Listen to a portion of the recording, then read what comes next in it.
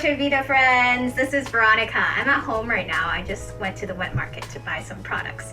The cases are getting better nowadays. There's only about 10,000 cases each day. I was thinking, hey, I used to bake in high school, and when I was in university, I had a part-time job, which was being a barista for 2 years. That was awesome. I really liked making coffee for people, bringing them that smile on their faces. I really love banana bread as well. I liked the Rocky Road squares that we had, some sandwiches, lemon squares, muffins. So I was thinking, hey, this type of homey food, it's awesome. I can get, for example, Facebook or some social platforms. I see that some of my friends, there's makeup artist I know, she's going to the local community centers or walking on the streets, and she's helping many different grandpas and grandmas, taking care of them. So she was helping them cut their hair, bring them food every day, and see if there's any people who are willing to donate different health products so that they can survive this wave.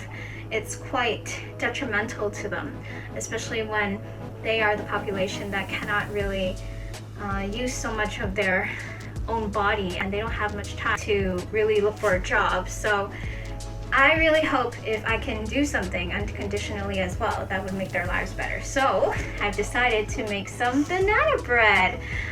This recipe, I've already evened out all the ingredients here. This is the bananas mashed up, and then this is the brown sugar that I'm using. I'm trying to make it less sugar, more healthy. I'm going to make 2 batches today. I'm going to give it to my friend. Banana bread. I'm sure everyone likes this.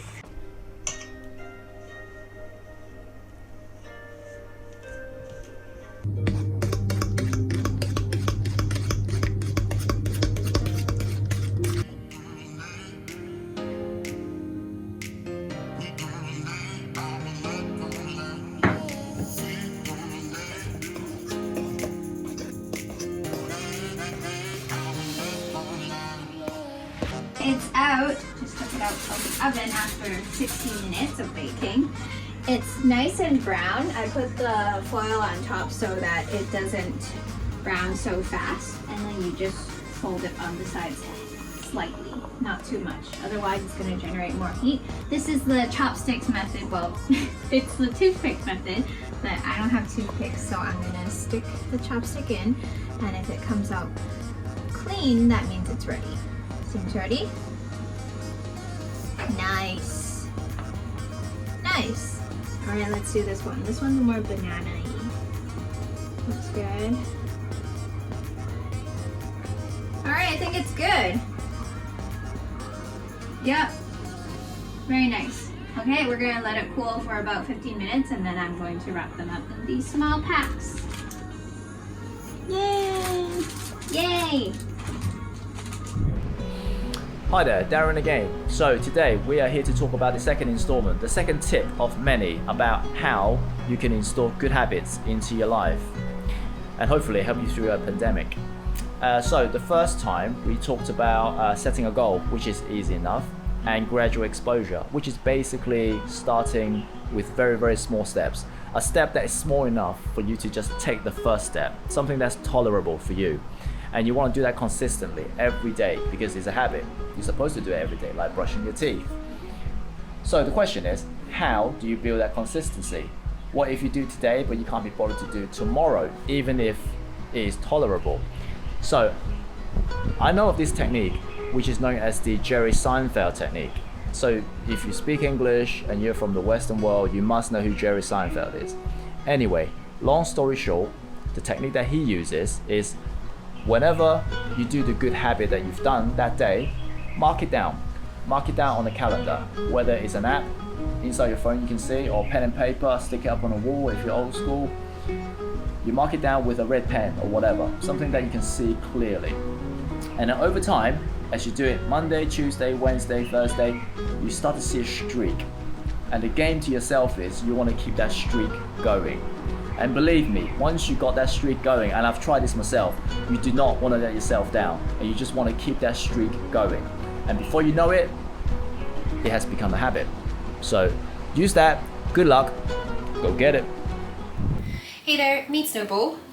Snowball, we got Snowball during the pandemic, actually just last year. But he's already grown into a really big boy. It's so funny. He was actually raised at a pet shop, and the pet shop called my parents and asked if they'd be interested to adopt him. Actually, the reason why is because a lot of pet shops, I don't know if you remember, especially after the hamster incident, a lot of them have started to close down, or their business is actually doing really poorly. And so Snowball was actually the last to be adopted because he's actually beautiful short hair. He's a beautiful short hair.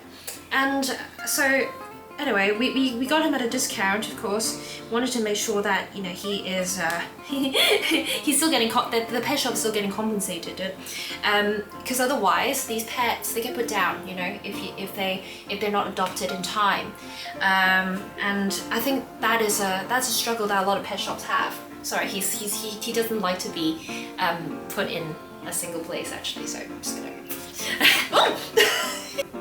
yeah, so during this time it's been really lovely having him. He's actually really easy to take care of. He's very sweet. He's so fluffy. He's like a little snowball. He's like a little pillow.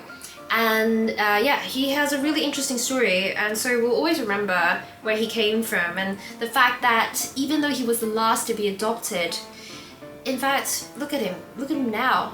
You should never ever give up on your animals. They just become the best little companions that you could ever have during this time. And if you have pets yourself, do make sure you keep them occupied and let them know that you appreciate them so very much. I wish you a very good day.